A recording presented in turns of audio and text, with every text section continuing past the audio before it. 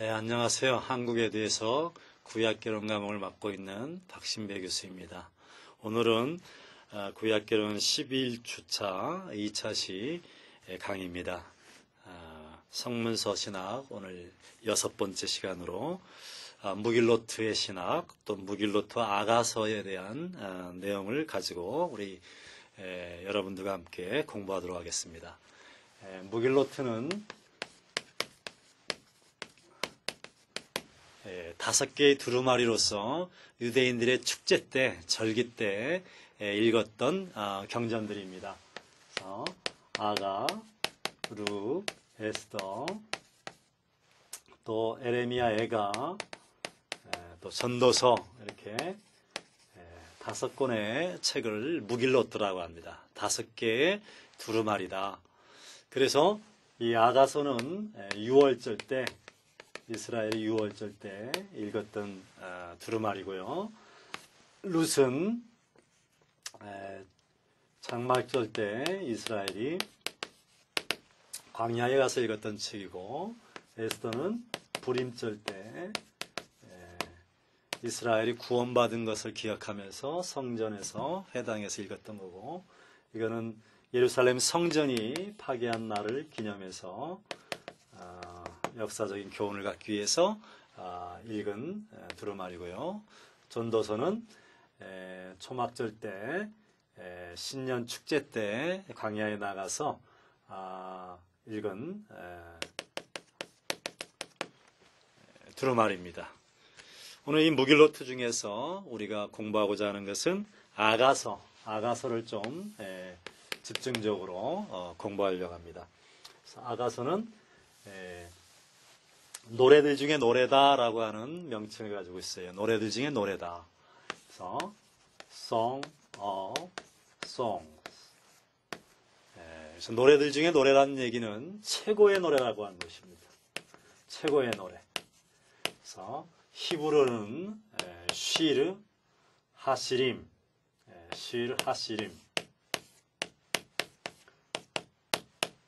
그래서 노래들 중에 최고의 노래다. 노래들 중에 노래라고 하는 것, 그 사람에게 있어서 또 인간에게 있어서 가장 중요한 가장 최고의 노래가 사랑이라고 하는 것이죠.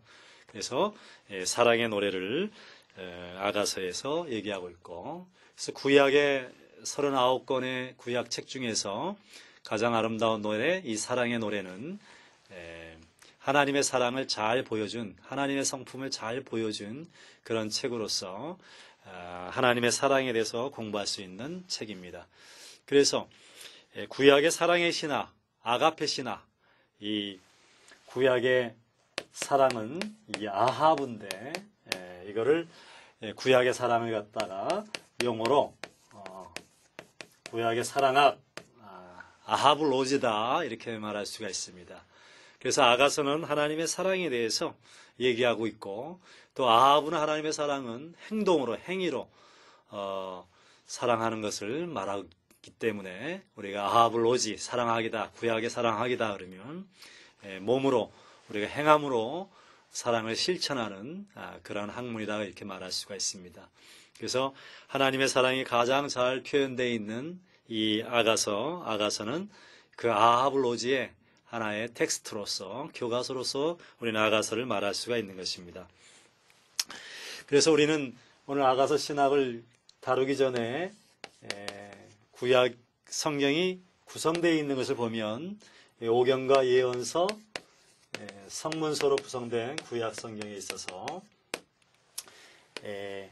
오경이 5권의 책으로서 율법으로 하나님의 법을 얘기한다고 하면, 성문서의 중심인 이 시편은 5권의 책으로 모세 오경 5권을 얘기하듯이, 또 성면서의 시편의 5권으로 시편이 구성된 것처럼, 또 성문서 안에 무길로트가 5권으로 구성되어 있다고 하는 이 사실을 통해서 오경이 토라로서 과거에 하나님의 법을 얘기한다고 하면 시편은 매일매일의 생활 속에서 이스라엘이 가장 많이 읽고 가장 자주 즐겨 읽는 이 시를 통해서 시의 5권을 통해서 매일의 삶 속에서 그들의 영혼의 해부학으로서 영감을 받는다고 하면 무길로트는 그들의 특별한 날 축제 때 이 페스티벌 때 축제 때 읽으면서 그들의 신앙에 큰 영감을 받았다고 볼 수가 있습니다. 그래서 이 성문서의 무길로트 신학은 이 스페셜 타임, 특별한 시간에, 특별한 절기에, 특별한 그 시간에 이렇게 그들이 하나님의 말씀으로 영감받고 신앙에 도움을 받는 그런 책이었다는 걸 볼 수가 있습니다. 그런 무길로트 신학 가운데 우리 아가서가 오늘 공부하는데 이 아가서는 하나님의 성품을 잘 나타내는 책으로서 이 아가서를 들 수가 있습니다. 그래서 하나님의 사랑이 무엇이냐? 하나님의 사랑이 솔로몬과 술람미 관계를 통해서 솔로몬이 술람미를 사랑하고 술람미이 솔로몬을 사랑하는 이 사랑을 통해서 신랑 하나님과 신부 이스라엘 백성 사이에 하나님의 사랑을 노래한다라고 이렇게 볼 수가 있는 것이죠.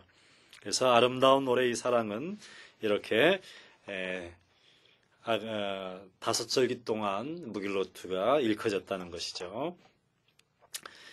그래서 랍비 아카바라고 하는 사람이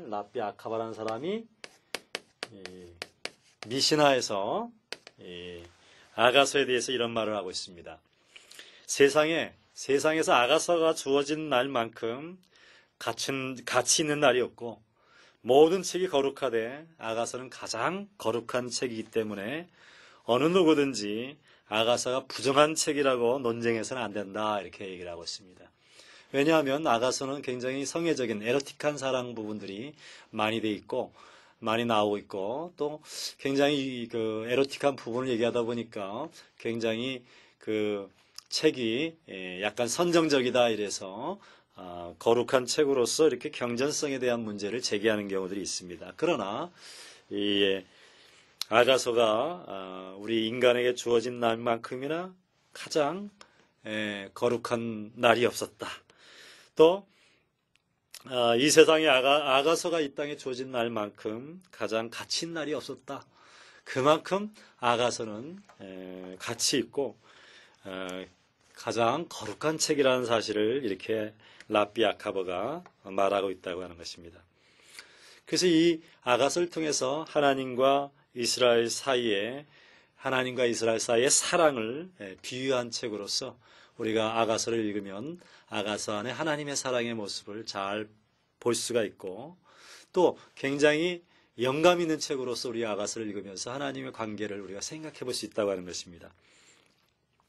그래서 아가서를 클레르보의 성 버나드라든가 십자가의 성 요한이라든가 또 성 토마스 아퀴나스가 이 아가서를 하나의 그 위대한 영성을 소유한 책으로서 그렇게 말하고 있는 것을 볼 수가 있습니다.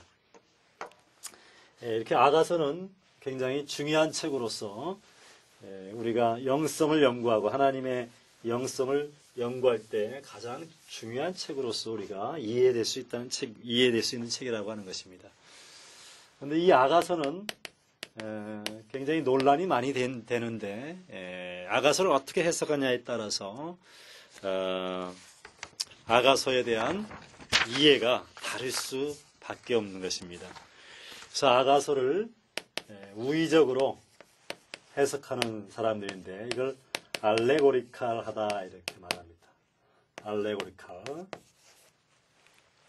그래서 우의적으로 굉장히 비유적인 면에서 알레고리칼하게 해석하는 경우들이 많이 있습니다. 그래서 알레고리칼한 해석들은 아비멜렉의 사사기 9장에서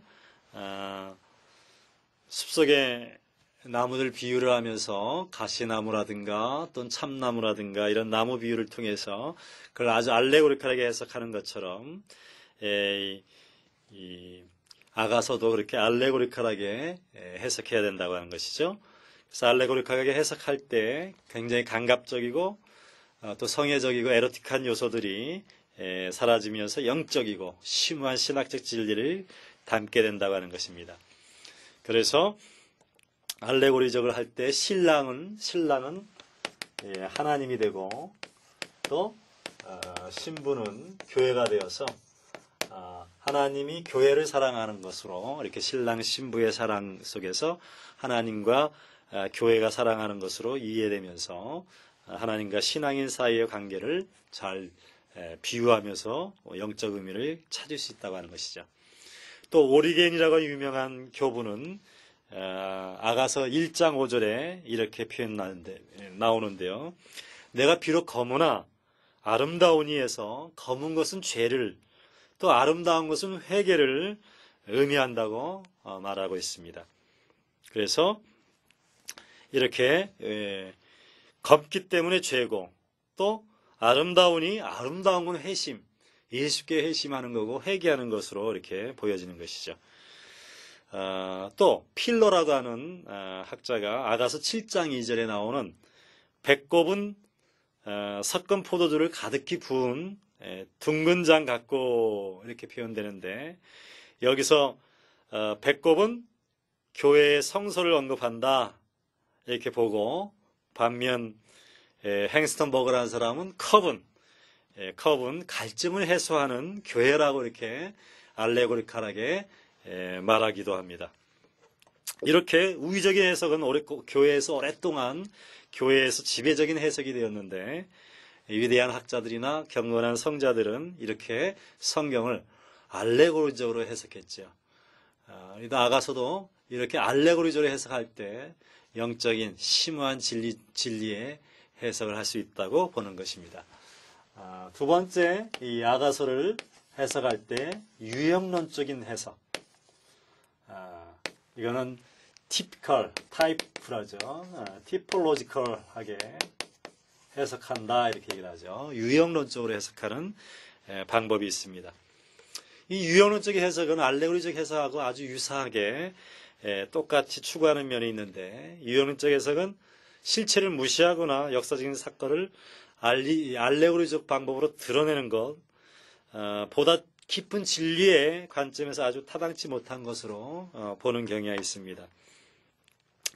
그래서 아가서에서 묘사된 사건은 솔로몬과 결혼한 소녀의 관계를 내포하는데 여기에서 이 결혼은 하나님과 그의 백성 사이의 관계를 보여준 것으로서 유형론적으로 이렇게 보인다고 하는 것이죠.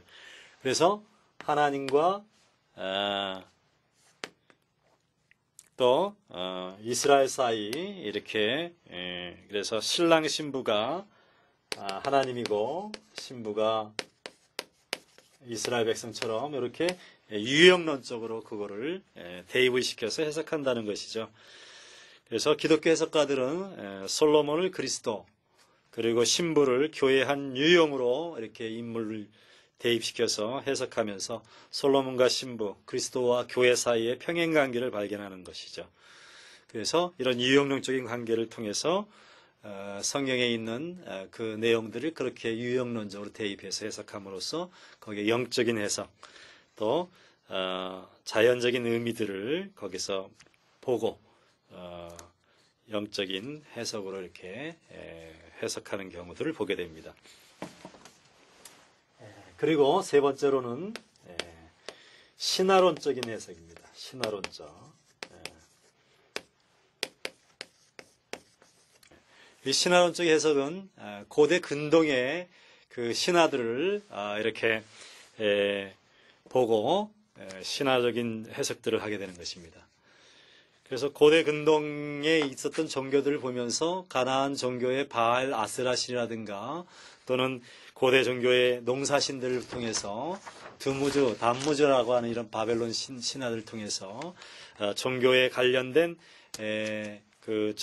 자연의 순화와 함께 관계가 돼서 가을에 신이 죽고 봄에 신이 부활한다라고 하는 이런 자연 순환적인 그런 종교관에 의해서 다무즈와 여신 이스타르라든가 바알과 아나트라든가 이런 사랑하는 자가 죽었다가 다시 일어나는 이런 살아나는 신들을 비유하는 그런 신화에서 고대 제2장래, 고대 제2장래의 이 신화에서 영향을 받았다는 것이죠. 그래서 고대 제2장래 축제와 연결되어서 아가서를 이해해야 된다는 것입니다. 그래서 아가서 8장 6절에 보면, 아가서 8장 6절에 너는 나를 인같이 마음에 품고 도장같이 팔에 두라. 사랑은 죽음같이 강하고. 이렇게 아가서 8장 6절에 있는 이 말씀에서 죽음을 이긴 사랑에 대해서, 사랑이 죽음을 이길 수 있다라고 하는 이런 주제는 바로 죽음에 들어가 있는 고대 근동신화에 나오는 이 다무주신, 그리고 봄의 여신으로 부활한 이 이스타르신, 이거를 상징하기 때문에 이러한 너를 나를 인같이 마음에 품고 도장같이 팔에 두라. 사랑은 죽음같이 강하다. 죽음을 이긴다라고 하는 이런 모티브 안에, 주제 안에 이런 가나안 종교 또 바벨론 신화에 영향을 받았다고 이렇게 보는 것입니다. 그래서 이방 풍요 종교가 이렇게 성경의 아가서에 영향을 주었다고 보는 것이죠. 그러나 이거는 성경이 거룩한 성서의 경전이 되었기 때문에 이런 가나안 종교의 이방 풍요 종교나 장래 제의는 성경의 아가서에 영향을 주었다고 우리가 판단하기에는 많은 문제점이 있는 것이죠. 그리고 네 번째는 문자적으로 해석하는 겁니다. 문자 그대로 해석하는 방법들이 있습니다. 그래서 아가서를 해석할 때 문자적 해석은 이 아가서를 사랑의 시를 모아놓은 수집한 책으로서 이 아가서 시 안에 상징적이고 형상적인 원어로 강범위하게 사용하고 있다는 것이죠. 그래서 사랑에 빠진 남녀 사이의 관계를 시적으로 묘사하면서 그걸 통합적인 부분으로 인식한다는 것이죠. 그래서 아가서에 있는 문학적 형태와 또 이야기들, 책의 목적에 대한 많은 견해들이 있는 것을 볼 수가 있어요. 그래서 이런 네 가지, 문자 그대로 해석할 것이냐, 또는 신화, 고대 근동의 신화로 해석할 것이냐, 또는 유형론적으로 그걸 대입해서 해석할 것이냐, 아니면 알레고리컬하게 그거를 상징적 의미로 해석할 것이냐, 이런 아가서를 놓고 많은 해석적 방법들이 논의가 되어 있습니다. 우리는 이런 해석적 방법들 가운데 그동안 알레고리컬하게 그거를 영적으로 해석한 부분들이 있는데, 오늘 우리는 아가서를 보면서 역사적, 배경적 또 이런 많은 방법들 속에서 아가서가 얘기하고 있는 그 의미들을 우리가 살펴보고, 또 그리스도론적으로 우리가 아가서에 있는 메시지를 해석할 때 바른 또 해석이 될 수 있다는 사실을 기억하시길 바랍니다. 그러면 아가서의 형태에 대해서 우리가 개론적인 문제를 한번 또 다뤄보도록 하겠습니다. 아가서의 문학적 형태.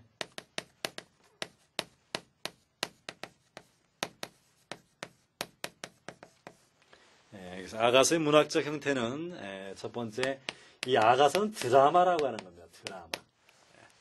그래서 아가서가 드라마라고 하는 것은 이 아가서가 쭉 이야기가 기승전결 있어서 처음에는 서곡의 형태에서 이렇게 뭔가 부족한 부분이 있다가 그 다음에는 좀 전개되면서 그게 갈등을 일으키고 그다음에 대단원에 이르게 되면서 절정에 이르고 나머지는 해피엔딩으로 이루어진다라고 하는 이런 드라마.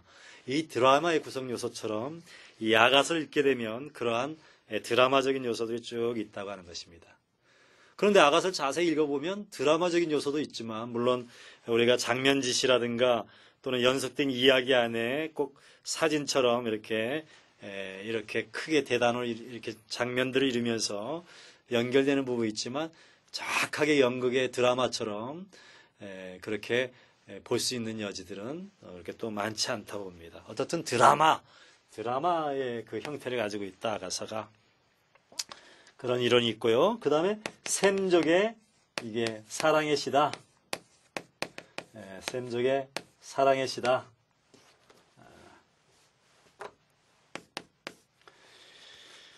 그래서 아가서는 그 시의 형태로 기록되어 있으면서 고대 근동의 사랑의 시와 비교해 볼 때 굉장히 문학적 특징과 언어에서 유사하다. 그리고 여기에 이제 아가서에 서로 형제 자매를 이렇게 언급하고 있어서 그런 형제 자매를 언급하는 것이나 또 왕정 그 궁정에서 일어나는 어휘들이 사용되고 있어서 이 시들이 하나의 시적인 요소로서 셈족의 사랑의 시라고 보기도 하고 육체적인 생김새라든가 또 아름다움을 굉장히 신체 부위에 따라 상세하게 묘사하고 있어서 이것은 굉장히 셈족 사이에 많이 발견되는 종류의 사랑의 시라고 볼 수 있다는 것이죠. 또 여기에 나오는 이런 시들은 그 히브리 사랑의 시와 아주 유사한 부분들이 많이 있다고 하는 것입니다. 그래서 셈족의 사랑 시로 아가서의 사랑 시로 봐야 되고 또 사랑 시를 쭉 모아놓은 안솔로지로 고대 운동 팔레스틴의 이 히브리적인 여러 사랑의 시들을 쫙 모아놓은 그런 사랑의 선집으로 봐야 된다고 하는 것입니다. 자, 이렇게 사랑의 시에 대해서 보는 입장이나 또는 사랑의 셈족의 사랑 시로 보는 입장이나 이런 두 가지 형태들이 이 안에 크게 문학적 형태 안에 논란의 여지들이 있는 것입니다. 그래서 우리가 사랑의 시로 선집한 거를 이렇게 보면 이게 그 드라마적으로 이렇게 쭉 이야기가 전개되는 것 속에서 문제점들이 있는 것들을 우리가 커버할 수 있고요. 이렇게 보완할 수 있고 또 드라마적으로 보면 또 드라마적으로 쭉 익힐 수 있는 부분들이 굉장히 아가서 안에 많이 있는 걸 볼 수가 있습니다. 그래서 이런 우리가 아가서를 읽을 때 이런 문제점들을 보면 아가서를 좀 더 잘 이해할 수 있게 되는 것입니다. 그러면 세 번째로 이 아가서의 스토리에 대해서, 아가서 이야기에 대해서 우리가 한번 다뤄보도록 하겠습니다.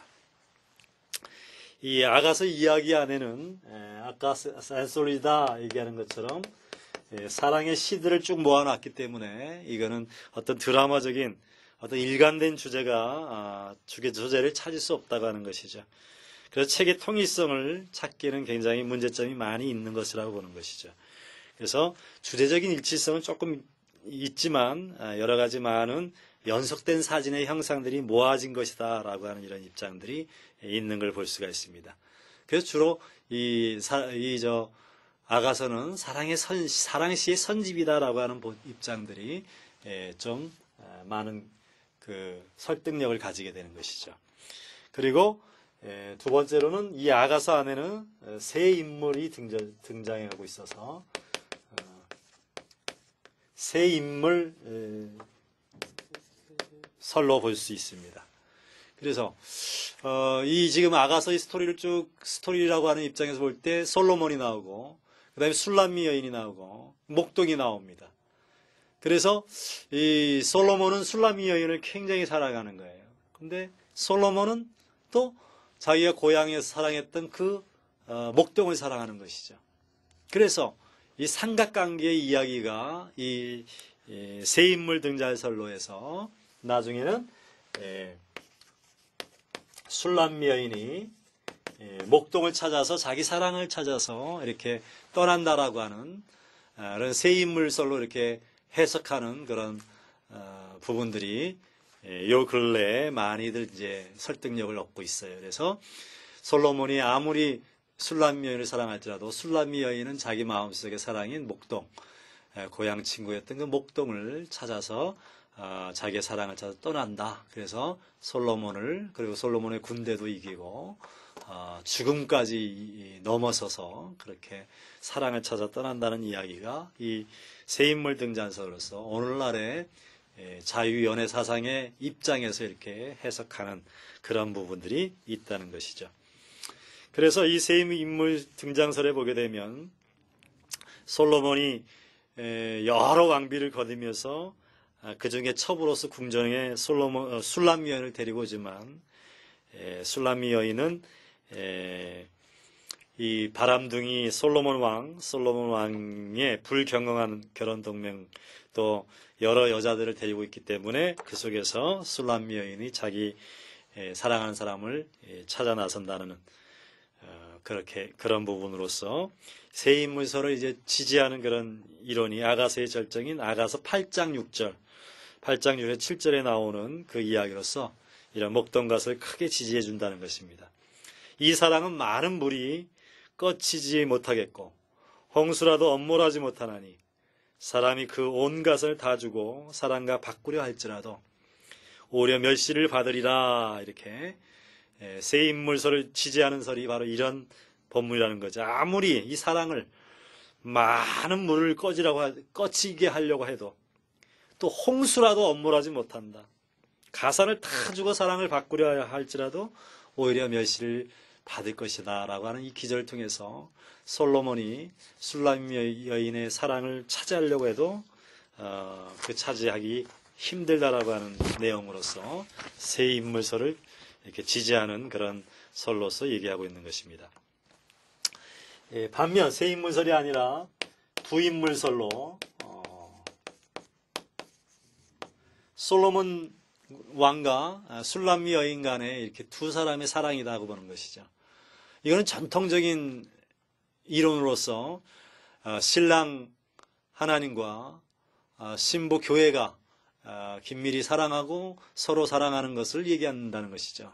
영적인 해석으로서 오늘날 우리 한국이 굉장히 이혼율도 높고 또 가정이 많이 해체되고 있어서 굉장히 가정들이 위기를 많이 겪고 거기에 나오는 결핍 가정들이 많고 자녀들이 문제가 많이 있고 사회 문제가 많이 대두되는 이 시대에 이 두 인물설은 교회의 전통적인 이론뿐만 아니라 오늘날 윤리적인 결혼 또 윤리적인 요청에 의해서 두 인물설로 해석해야 되는 시대적인 그런 요구가 우리 앞에 있는 것이죠.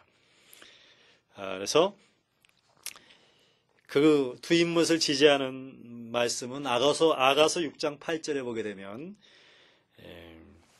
왕후가 60이요 비빈이 80이요 시녀가 무수하되 나의 비둘기 나의 완전한 자는 하나뿐이구나 이렇게 나왔습니다. 아가서 6장 8절에.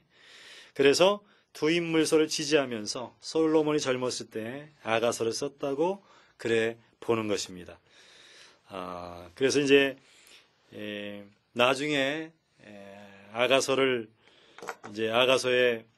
그 솔로몬이 나중에는 이제 그 자신이 이제 여러 부인들이나 또 정치적인 관계 속에서 후궁을 들여드리면서 자신이 후회하면서 오직 나의 사랑은 술람미 여인이라고 이렇게 고백을 하면서 솔로몬이 그의 젊었을 때 썼을 뿐만 아니라 또 솔로몬이 사랑하는 여인은 술람미 여인이었다라고 하는 그런 두 인물설로 솔로몬의 이 사랑 이야기를 해석하는 것입니다. 그래서 오늘날 우리가 이 아가서의 이 스토리를 가지고 해석할 때 두 인물설의 영적인 해석뿐만 아니라 오늘날 가정이 해체되고 있는 이런 시점에서 우리가 윤리적으로 가정의 보호와 또 크리스천 가정으로서 이 가정의 그 유지를 위해서 두 인물설로 우리가 해석을 하고 또 그렇게 두 인물로서 이해하는 것이 더욱 중요하다는 사실을 우리는 아가서 해석을 통해서 아가서의 이야기를 통해서 우리가 알게 되는 것이죠. 자, 그러면 이제 아가서의 목적에 대해서 우리가 한번 공부하도록 하겠습니다. 아가서의 이 목적으로서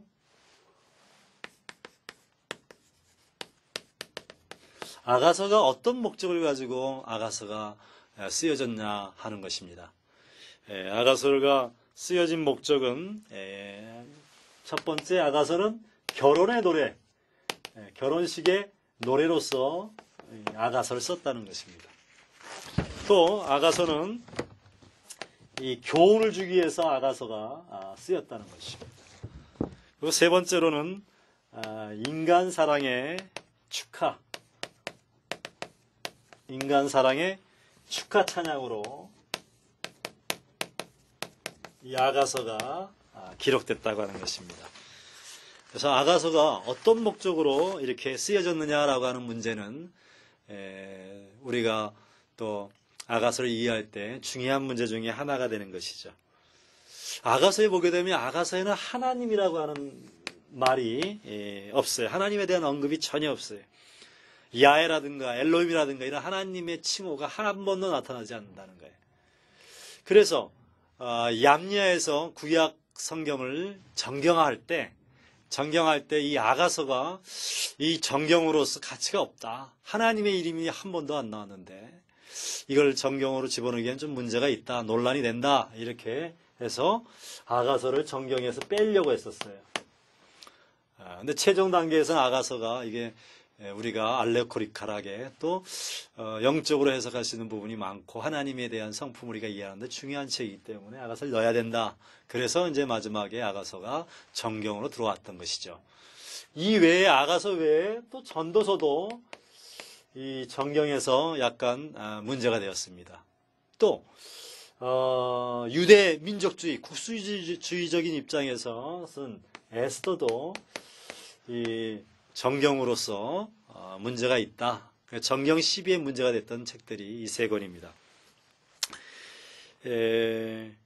어떻든 이 아가서는 알레고리적으로 해석할 때 또 유형론적으로 해석할 때 하나님과 그의 백성 사이의 관계에 대한 중요한 진리를 가르쳐주기 때문에 우리가 이 아가서를 정경으로 삼을 수 있었던 것이죠.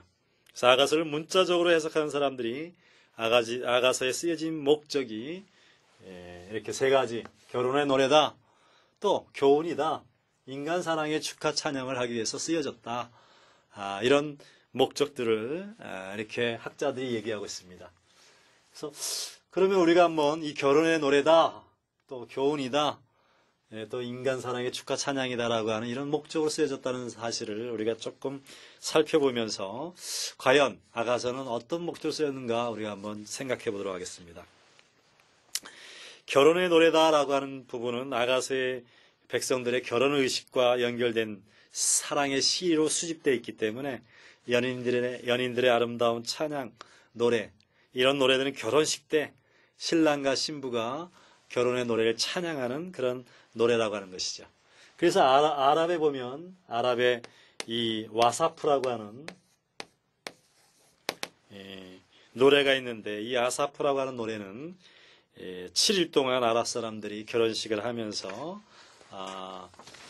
노래를 불렀는데 거기에 여러 섹션 가운데 그 아가서에 나오는 노래들이 그런 아사프의 7가지 그런 섹션에 해당되는 노래였다라고 이렇게 말하기도 합니다.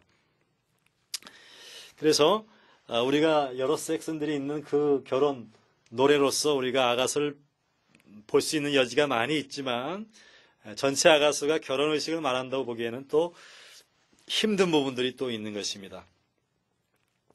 다만 우리가 결혼의 아이디어를 가지고 아가서를 이해할 때 사랑의 또 프로포즈라든가 또는 사랑의 위기라든가 병이 나서 이렇게 또 사랑을 또 이렇게 사랑이 좀 분열되기도 하고 또 사랑하는 사람 찾아 나서기도 하고 또 사랑의 위기가 오기도 하고 또 사랑이 맺어서 결혼하는 이런 장면들이 솔로몬의 결혼식 장면이 나오기 때문에 결혼식의 이야기로 우리가 해석할 수 있는 부분의 여지들이 있습니다.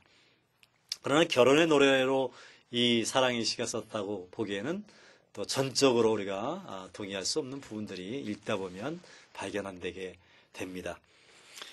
두 번째로는 이제 교훈으로 이제 아가서를 쓰여졌다고 하는데 이 사랑의 노래 가운데 인간에게 교훈적 가르침을 주기 위해서 쓰인 요소들이 있습니다. 인간의 사랑을 축하하는 걸 넘어서서 가르침 또 교훈적 목적을 가지고 아가서의 사랑의 노래들을 해석할 수 있는 것이죠. 그래서 알레고리적인 해석이나 유형적인 해석한 사람들은 하나님과 그의 백성 이스라엘 사이에 심오한 가르침이 그 사이에 집어넣어 있다고 보는 것이죠. 그래서 남녀관계에 대한 중요한 교훈을 이 아가서에서 사랑 이야기를 통해서 배울 수 있다고 하는 것입니다. 그러나 정말 이 교훈을 주기 위한 그런 부분에서만 정말 이 아가서가 쓰여졌느냐?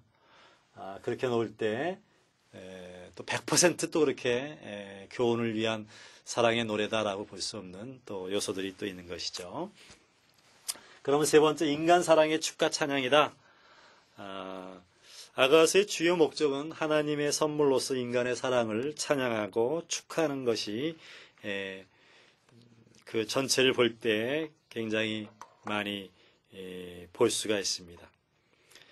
그런데 또 한편 이 솔로몬과 이 술람미 여인 관계 결혼식을 언급하는 말들이 나오고 또 소녀를 신부라고 이렇게 표현하고 있는 언급된 부분들이 있어서 이 사랑의 표현이 결혼 서역을 내포한 것이지만 결혼이 아가서의 초점은 아니라고 하는 것을 우리는 볼 수가 있습니다.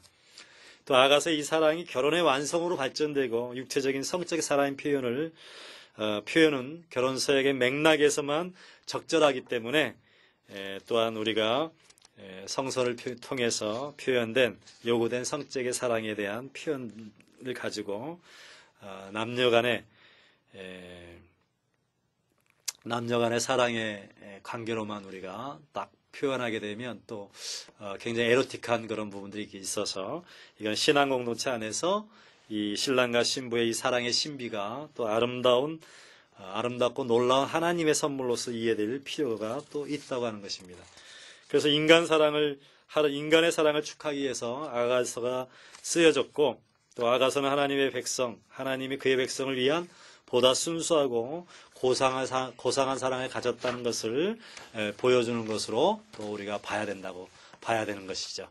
그래서 인간 사랑의 축하 찬양, 그거를 이야기할 뿐만 아니라 하나님의 사랑을 우리가 표현하고 하나님이 또 우리 인간을 사랑하는 이런 사랑의 영적인 해석뿐만 아니라 알레고리적 해석으로서 이렇게 해석될 부분들이 있기 때문에 꼭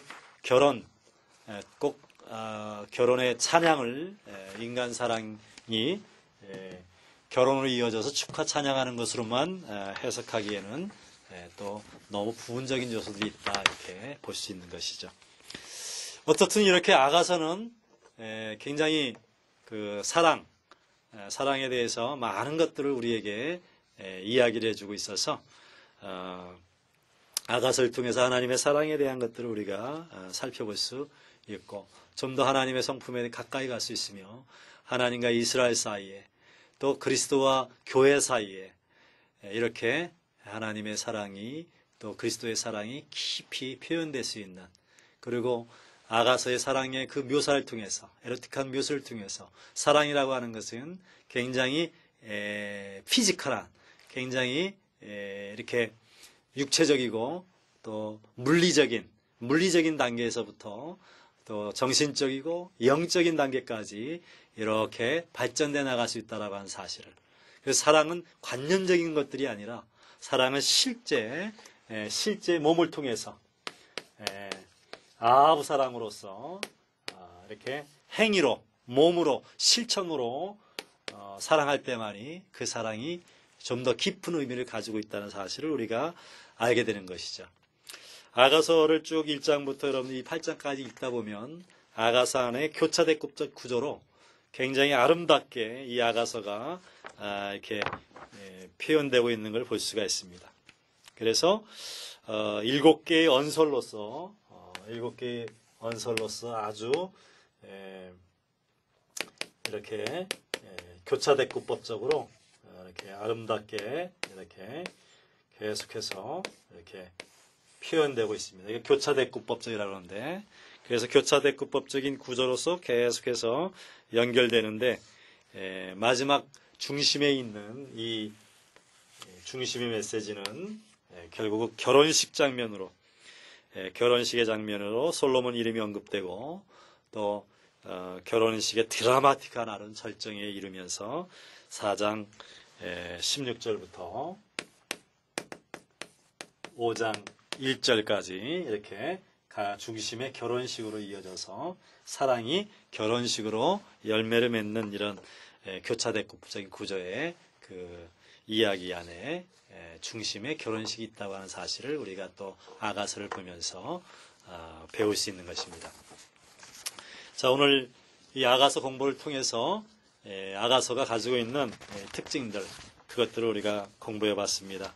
그래서 아가서는 이 사랑의 신학, 또 아가페의 사랑을 우리에게 보여주고 있으면서 또 아하브 로지로서 무기로트 신학 가운데 중요한 사랑의 신학을 보여주고 있다고 하는 것, 이거를 우리가 배울 수 있었습니다.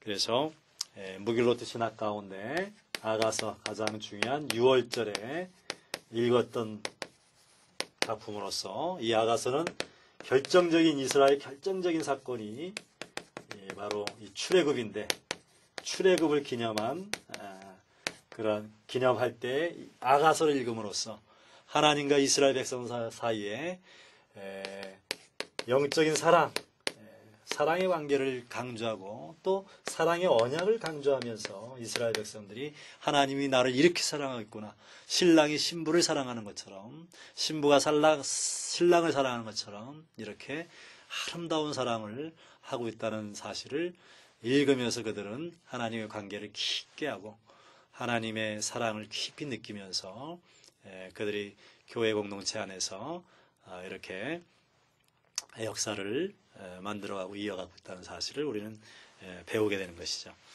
자, 이렇게 아가서에 대해서 우리가 배웠습니다. 그래서 다음 시간 또 무기로트의 신학, 좀 더 룻기, 또 에레미야, 애가, 또 에스더, 이 성문서의 신학을 좀 더 공부하면서 아가서, 무기로트의 신학을 좀 더 깊게 공부하도록 하겠습니다.